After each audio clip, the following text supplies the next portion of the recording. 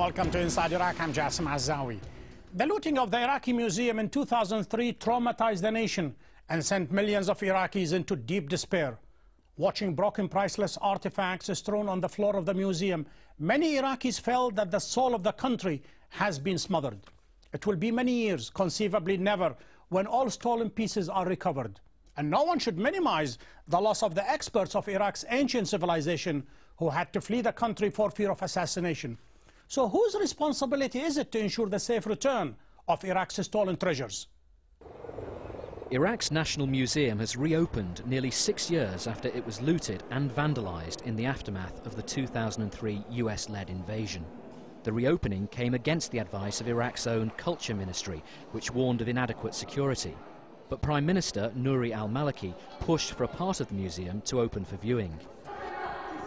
The ransacking of the museum in 2003 became a symbol of the chaos and anarchy which took hold in Iraq after the downfall of Saddam Hussein. More than 15,000 artifacts and works from its collection of antiquities and art were stolen. Experts believe many of them were smuggled out of the country and put on sale. Critics accused the US Army of gross negligence as its troops did nothing to stop the pillage that went on for days. Iraqis were further outraged when a US tank blasted a hole in the wall of the museum. Over the last 6 years, Iraqi archaeologists have managed to recover about half of the stolen items and refurbish the museum with international funding. They now claim that the premature opening of the museum is nothing more than a political and publicity stunt to boost Prime Minister al-Maliki's image. But observers say the al-Maliki government is obviously keen to show the Iraqi public and the international community that life is slowly returning to normal in war-battered Iraq, despite uncertainties about its political future. To discuss the future of Iraq's historical treasures, I'm delighted to welcome from New York, Donnie George, a visiting professor of archaeology at Stony Brook University and the former Director General of Iraq's Museum of Antiquity, and Zainab al-Bahrani, a professor of history and archaeology at Columbia University. Welcome to Inside Iraq. Donnie George, the recent opening of the museum in Iraq by Prime Minister al-Maliki was the third such opening. The first time it was opened in July 2003 with the proconsul Paul Bremer, and the second time it was opened in December 2007. And even the recent opening only allowed people to go into 8 out of the 26 galleries. Would you say that's a premature or perhaps even a political opening? Well, let me first say something about the museums and about the Iraq Museum. Museums are places for education, culture. We have people there, children, families, students, all kinds of people come and educate themselves with that deep history and excellent material that is in this museum. This did not happen. What happened was, yes, it was opened one day, and for your information, it was closed, and no one goes into the museum now. So the museum is not opened. It was just a show of one day. And this museum, with several galleries open, it's not the whole collection of the museum. So I believe, yes, it's a kind of political show that was that happened there. I don't have any other comment, because I believe these cultural institutions, educational institutions, should not be treated like this. It was against the advice of advisor from the Ministry of Culture, Zainab al-Bahrani. They told al-Maliki the museum is not ready, just like Donnie George said. But the Ministry of Tourism, apparently they wanted to make some hay out of this.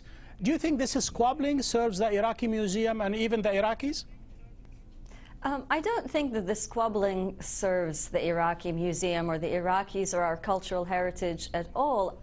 To me, the biggest problem with this opening was not so much that they used it for public relations. I think whatever the government does for its own public relations is its own business. But with regard to the museum, the great pity is that they put the artifacts at risk. It's quite dangerous to take objects that have been in storage for such a long time and to drag them out into the galleries without following the protocol. In museology and curating, we have certain rules and regulations that we go by, and we use those in the Iraq Museum, as other museums all over the world use them and adhere to them. And the reason that we have them is in order to protect the artifacts. And in terms of conservation, it's actually very dangerous to the artifacts to do this. Donnie, I read a comment by you in one of the newspapers saying that we are years away from international standards, conservation and curatorship. Exactly what do you mean, years away?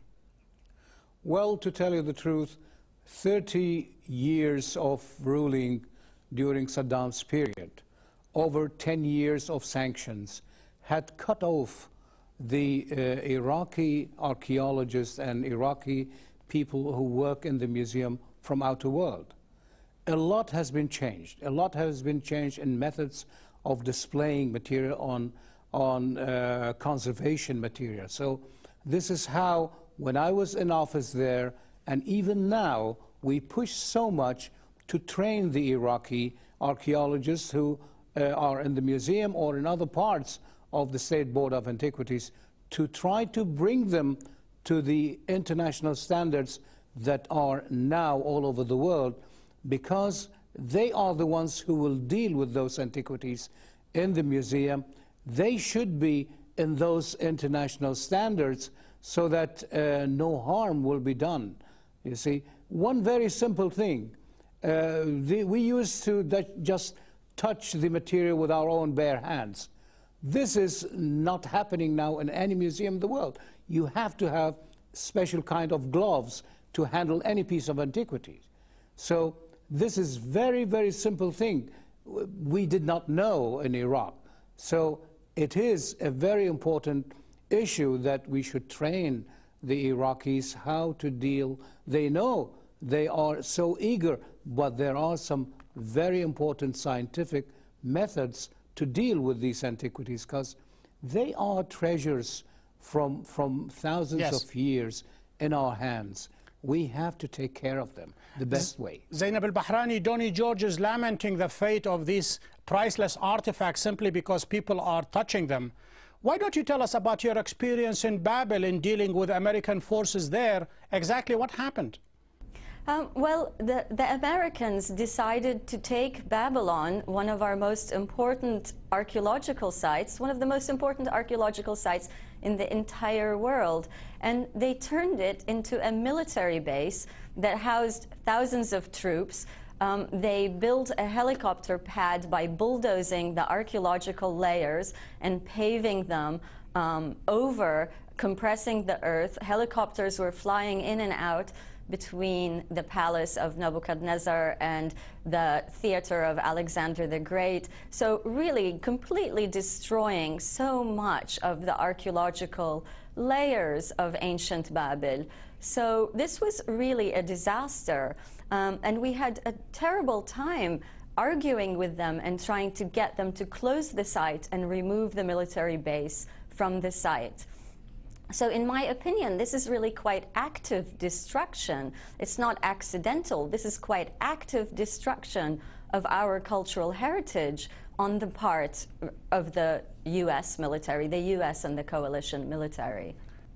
Donnie George, Zainab al-Bahrani says this is active. She stopped almost saying this is deliberate. Listen to the Secretary of Defense, Rumsfeld, when he was confronted with such massive destruction. He says, stuff happens. Stuff happens. At the time, how did you take that? Well, it was very hard. You know, it's not, these are not stuff. This is something very important. We should understand. These are not stuff, and these are not, it's how many vases they have. The vase also that he talked about is one of the most important pieces in the world. This is the Warka vase. It is a stone vase, goes back to 3,200 years before Christ, and it actually, the reliefs on that, The drawings on that vase shows the philosophy of the Sumerians for the beginning of life on Earth, which actually we believe now the science has shown that they were almost right in their beliefs. So it's not just stuff, it is the cultural tradition, the cultural heritage of mankind that was destroyed there. I'll take a very short comment, 30 seconds from Zainab al-Bahrani before I take a break. Go ahead, comment on what Rumsfeld said. Yes, the Uruk vase, I think what Rumsfeld said is completely ignorant and Philistine. The Uruk vase is one of the most important works of art in the history of the world, not just in the history of Iraq. It's the oldest narrative representation that we know of from anywhere. So Rumsfeld just showed his own ignorance and lack of education when he made that ridiculous remark. Zainab al-Bahrani, thank you. We'll take a short break. When we come back, I'm going to ask Donnie George whether the looting of Iraq's treasure has stopped or still goes on. Stay with us.